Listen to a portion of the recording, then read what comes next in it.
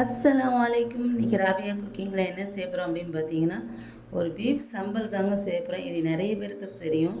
இருந்தாலும் நான் வந்து இது வந்து ஒரு 2-3 தடவை செஞ்சுருக்கேன். ரொம்பவே டேஸ்ட்டாக நல்லாயிருக்கும்.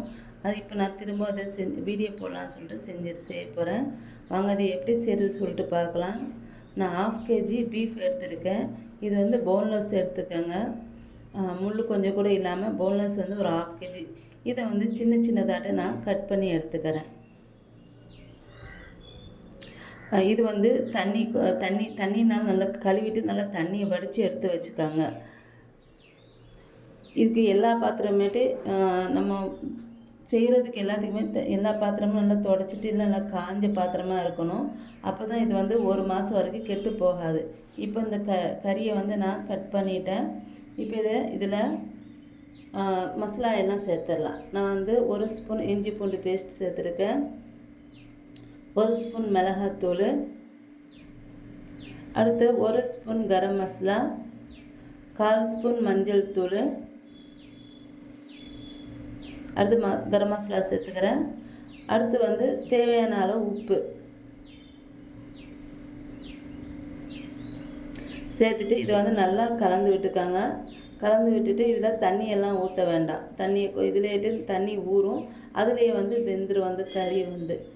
இப்போ நல்லா கலந்து விட்டுட்டு இதை வந்து குக்கரில் வந்து ஒரு 4 விசில் வந்து நான் விட்டுடுறேன். இப்போ இதை நல்லா மிக்ஸ் பண்ணியாச்சு. தண்ணி ஊற்றாமல் குக்கரில் வந்து ஒரு 4 விசில் வச்சுடுங்க. இது வந்து உப்பு கண்டை நம்ம செய்வோம் பார்த்தீங்களா, அதை மாதிரி இது வந்து இருக்கும். அதாவது உப்பு கண்டை நம்ம டேஸ்ட்டில் இருக்காது. நம்ம இப்போது சாம்பார் எதுவும் வச்சா உப்பு கண்டை எப்படி இருக்கும் அந்த மாதிரி இது வந்து தொட்டுக்கு சாப்பிட்டு நல்லாயிருக்கும். அடுத்து வந்து பீஃபை வந்து வெந்துருச்சு. இப்போ இது எல்லாத்தையும் எப்படி செய்கிறது அப்படின்னு சொல்லிட்டு பார்க்கலாம். இதில் நான் வந்து ஒரு 15 காஞ்ச மிளகாய் எடுத்திருக்கேன். இது வந்து காரத்துக்கு நான் வந்து காரத்துக்கு வந்து 15 காஞ்ச மிளகாய் போடுறேன். நீங்கள் உங்களுக்கு அதிகமாக வேணால் சேர்த்துக்கலாம். இப்போ 2ஆக உடச்சிட்டு இதில் 1-2 மிக்சியில் வந்து பொடி பண்ணிக்கணும். அதாவது நான் என்ன சொல்ல வரேன்னா, உப்புக்கண்டை மாதிரி டேஸ்ட்டில் இருக்காது. உப்புக்கண்டை நம்ம வந்து இப்போ சாம்பார் இதை தொட்டுக்க சைட் டிஷ் மாதிரி வச்சுக்குவோம் பார்த்தீங்களா, அந்த மாதிரி இது வந்து சைட் டிஷ் மாதிரி வச்சு சாப்பிட்றதுக்கு ரொம்ப நல்லாயிருக்கும். அதனால் ரோமில் செஞ்சு சாப்பிட்டா ரொம்ப நல்லாயிருக்கும். குழம்பு எதுவும் வேண்டாம், நம்ம சைட் டிஷ் எதுவும் வேண்டாம். சாம்பார், ரசம், மோர் இந்த மாதிரி போதும். இப்போ இந்த மசாலா இந்த மிளகாத்தூள் வந்து இந்த மாதிரி பொடி பண்ணிட்டேன். அடுத்து இது எல்லாத்தையும் எப்படி செய்கிறது சொல்லிட்டு பார்க்கலாம். நான் ஒரு பாத்திரத்தில் கொஞ்சம் இந்த பொடி பண்ண மிளகாத்தூள் இருக்குது பார்த்தீங்களா, சில்லி ஃப்ளேக்ஸ், இதை வந்து சூடு வர வரைக்கும் லைட்டாக வறுத்துக்கிறேன். ரொம்ப வறுத்துடாதீங்க, கலர் மாறிடக்கூடாது. லைட்டாக தான் வறுக்கணும். இது வந்து இந்த சூடு கையில் சூடு ஏறணும், அந்த மிளகாத்தூள் வந்து சூடு வரணும். அவ்வளோதான். இப்போ வறுத்து எடுத்தாச்சு. அடுத்து இதில் வந்து அதே பாத்திரத்தில் கொஞ்சம் நிறைய எண்ணெய் ஊற்றிருக்கேன். இப்போ இது எண்ணெய் காஞ்சதுக்கப்புறம் இதில் என்ன செய்ய போகிறேன்னா, ஒரு 3 வெங்காயம் நல்லா நீளமாக கட் பண்ணிவிட்டு அந்த வெங்காயத்தை இதில் சேர்த்துக்கிறேன். இந்த வெங்காயம் வந்து ப்ரௌன் கலரில் நல்லா கலர் சேஞ்ச் ஆகுதுன்னு பொரியணும், கரிஞ்சிடக்கூடாது. நல்லா பொரிஞ்சதுக்கப்புறம் இதை எடுக்கணும். இப்போ 3 வெங்காயத்தையும் நான் இதில் சேர்த்துக்கிறேன். எண்ணெய் நல்லா காஞ்ச பிறகு சேர்த்துக்கோங்க.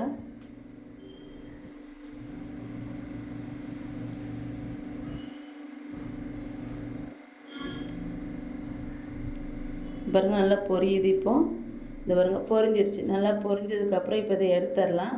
நல்லா காஞ்ச பாத்திரத்தில் எடுங்க. இதை வந்து தண்ணி ஈரப்பதம் இருக்கக்கூடாது, ஈரமாகவும் இருக்கக்கூடாது. அந்த மாதிரி ஒரு பாத்திரத்தில் எடுத்துக்கோங்க. அடுத்து நம்ம வந்து கறி வேக வச்சு வந்து அந்த கறியை வந்து அந்த தண்ணியை தூர எடுத்துகிட்டு இந்த கறியை வந்து போட்டு எடுக்கணும். கறியிலையும் நல்லா ஈரப்பதம் போகுதுன்னு கறியாமல் நல்லா கொஞ்சம் கெட்டியாக பொரித்து எடுத்துக்கணும். இந்த பாருங்க இந்த அளவுக்கு பொரித்து எடுக்கணும். இப்போ இதையும் நம்ம வந்து எடுத்துடலாம். இப்போ இதையும் ஒரு காஞ்ச பாத்திரத்தில் எடுத்துக்கோங்க.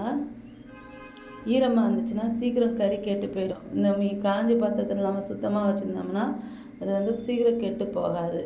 இப்போ அடுத்து ஒரு 2 ஸ்பூன் எண்ணெய் ஊற்றிட்டு இதில் ஒரு 20 பல் பூண்டு, 22 பல் பூண்டு நல்லா தட்டிட்டு சேர்த்துருக்கேன்.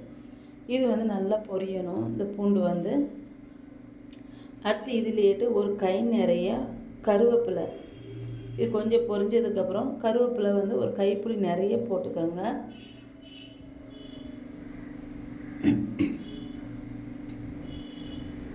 இப்போ இந்த மாதிரி கொஞ்சம் கலர் சேஞ்ச் ஆனதுக்கப்புறம் இதில் கருவேப்பிலை சேர்த்துக்கலாம். இப்போ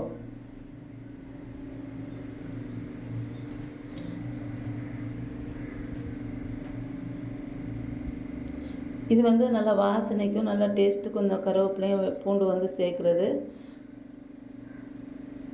இப்போ கருவேப்பிலையும் பூண்டையும் சேர்த்து நல்லா வறுத்துக்கோங்க. இப்போ இதையும் எடுத்துடலாம். அடுத்து இந்த பொரிச்ச கறி இருக்குது பார்த்தீங்களா, அது இது ரெண்டாக சின்ன சின்னதாக பிச்சுக்கோங்க.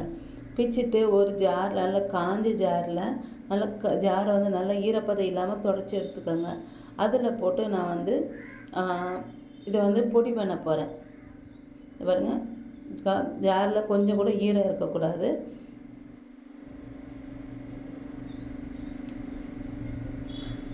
இப்போ நான் இது வந்து பாதி பாதியாக எடுத்து நான் பொடி பண்ணிக்கிறேன். ஃபஸ்ட்டு ஒரு பாதி அளவு எடுத்து பொடி பண்ணிவிட்டேன். பாருங்கள், இப்போ அடுத்து திரும்பவும் ஒரு பாதியில் எல்லாத்தையும் பொடி பண்ணியாச்சு. இப்போ இதில் என்ன சேர்க்க போகிறேன்னா, அந்த கருவேப்பிலை, பூண்டு, அப்புறம் இந்த சில்லி ஃப்ளேக்ஸு, வெங்காயம், இது எல்லாத்தையும் இதை வந்து ஃபஸ்ட்டு இந்த கறியை ஒரு பாத்திரத்தில் மாற்றிட்டு, காஞ்ச பாத்திரத்தில் மாற்றிட்டு அதை எல்லாத்தையுமே நொறுக்கி சேர்த்துக்கணும். இப்போ பூண்டு, கருவேப்பிலை, வெங்காயம் எல்லாத்தையும் நொறுக்கி சேர்த்துக்கோங்க. இல்லைன்னா சேர்த்துட்டு கறியோடு சேர்த்து நொறுக்கிக்கலாம். அடுத்து சில்லி ஃப்ளேக்ஸ் சேர்த்துக்கிறேன். சேர்த்துட்டு இதில் கொஞ்சமாக நம்ம ஏற்கனவே கறியில் கொஞ்சம் உப்பு போட்டிருக்கோம். இதில் கொஞ்சம் உப்பு காணாமல் இருக்கும், ஏன்னா நம்ம எல்லாம் சேர்த்துருக்கோம்ல, அதனால் கொஞ்சமாக தேவையான அளவு உப்பு சேர்த்துட்டு நல்லா கலந்து விட்டுக்கோங்க. அந்த வெங்காயம், பூண்டு, கருவேப்பிலை நல்லா நொறுக்கி விட்டுக்கோங்க. இது வந்து அவ்வளோதாங்க. இப்போ இதில் வந்து ஒரு லெமன் வந்து நான் வந்து புழிஞ்சிக்கிறேன்.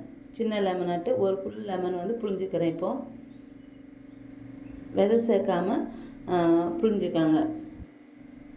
புழிஞ்சிட்டு திரும்ப கலந்து விட்டுட்டு இதை வந்து அடுப்பில் வந்து ஏற்றிட்டு ஒரு 5-6 நிமிஷம் நம்ம இதை வந்து லோ ஃப்ளேமில் வச்சு சூடு பண்ணிக்கலாம். இது வந்து ஏன்னா லெமன் சேர்த்துருக்கோம்ல, அதனால் ஒரு 5-6 நிமிஷம் சூடு பண்ணிக்கோங்க. அவ்வளோதாங்க. இப்போ இது இறக்கிடலாம். சூப்பரான பீஃப் சம்பல் வந்து ரெடி ஆகிடுச்சு. இது ரொம்ப டேஸ்ட்டாக ரொம்பவே நல்லாயிருக்கும். சைட் டிஷ்ஷாக சாப்பிட்றதுக்கு ரொம்ப சூப்பராக இருக்கும். கண்டிப்பாக நீங்களும் ட்ரை பண்ணி பாருங்கள். என்னோட இந்த வீடியோ உங்களுக்கு பிடிச்சிருந்தா லைக் அண்ட் கமெண்ட் ஷேர் பண்ணிக்கோங்க.